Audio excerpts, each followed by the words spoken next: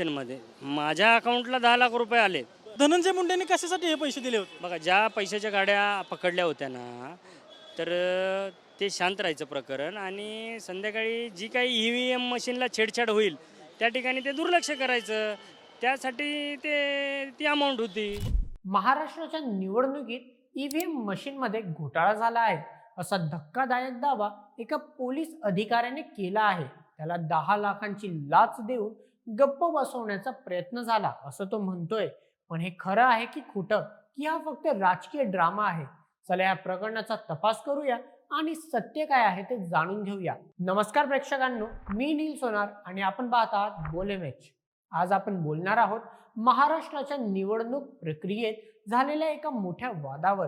बीड जिल्ह्यातील परळी इथे निवडणूककर्त्यांवर असलेले पोलीस सब इन्स्पेक्टर रणजित कासले यांनी एक बॉम्बच टाकला आहे. त्यांनी दावा केला आहे की 2024च्या महाराष्ट्र विधानसभा निवडणुकीदरम्यान ईव्हीएम मशीनमध्ये गडबड करण्यात आली आणि त्यांना स्ट्रॉंग रूम मधून ईव्हीएम काढण्याची माहिती गप्प ठेवण्यासाठी तब्बल 10 लाख रुपयांची लाच देण्यात आली. ही लाच कथितपणे मंत्री धनंजय मुंडे यांच्या जवळच्या सहकाऱ्यांनी दिल्याचा त्यांचा आरोप आहे. रणजित कासले यांनी एका न्यूज चॅनलने दिलेल्या मुलाखतीत सांगितलं, मला निवडणुकीत संपल्यानंतर स्ट्रॉंग रूम मधून ईव्हीएम मशीन काढण्याची माहिती मिळाली होती, पण मला गप्प ठेवण्यासाठी 10 लाख रुपये देण्यात आले. हा व्हिडिओ सोशल मीडियावर व्हायरल झाला आणि सगळीकडे खळबळ उडाली. पण मित्रांनो, एक प्रश्न विचारायला हवा. रणजित कासले हे आता निलंबित आहेत, मग त्यांच्या या दाव्यावर विश्वास ठेवायचा का? आणि या प्रकरणाचं खरं सत्य काय आहे? महाराष्ट्र 2024च्या विधानसभा निवडणुकीत बीजेपीच्या नेतृत्वाखाली महायुतीने 288 पैकी तब्बल 237 जागा जिंकल्या.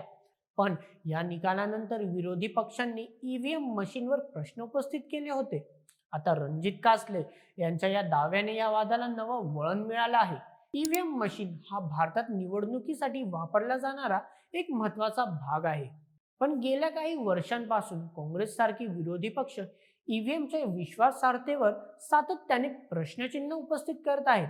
त्यांचं म्हणणं आहे की या मशीनमध्ये हॅकिंग होऊ शकते आणि निवडणूक निकाल बदलले जाऊ शकतात.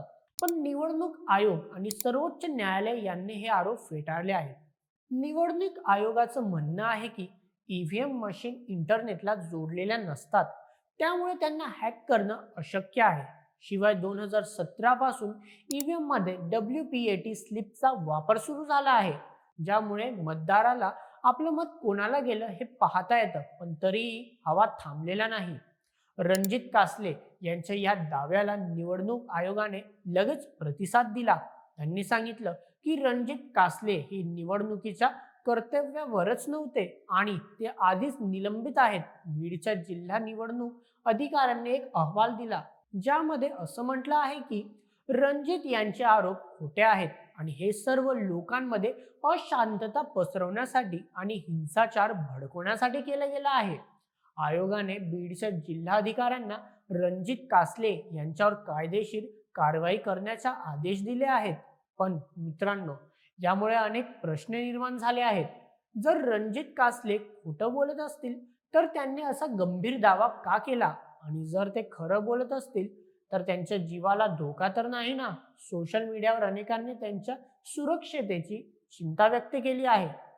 काहींनी तर काँग्रेस आणि शिवसेना सारख्या पक्षांनी त्यांना संरक्षण द्यावं आणि या प्रकरणाची चौकशी करावी अशी मागणी सुद्धा केली आहे. मित्रांनो, हा विषय खूपच गंभीर आहे. एकीकडे निवडणूक आयोग आणि सरकार सांगते की ईव्हीएम मशीन पूर्णपणे सुरक्षित आहेत, पण दुसरीकडे असे आरोप होत राहतात. माजी मुख्य निवडणूक आयुक्त SY कुरेशी यांनी 2024 मध्ये एका मुलाखतीत सांगितलं होतं की जर निवडणुकीत काही गडबड होत असेल तर ती मतदान आधीच होते, जसं की मतदान यादीतून मतदाराचं नाव काढणं. पण ईव्हीएम मशीनद्वारे हॅकिंग होणं त्यांना अशक्य वाटतं. पण आता तुम्हाला काय वाटतं? ईव्हीएम मशीनवर विश्वास ठेवायचा की आपण पुन्हा कागदी मतपत्रिकेकडे परत जायला हवं? आणि रणजित कासले यांच्या दाव्यावर तुम्ही विश्वास ठेवता का? या पूर्ण प्रकरणावर तुमचं मत काय? आम्हाला कमेंटमध्ये नक्कीच कळवा. आणि अशाच बातम्यांकरिता सबस्क्राईब करा बोल एम एच या आपल्या यूट्यूब चॅनलला.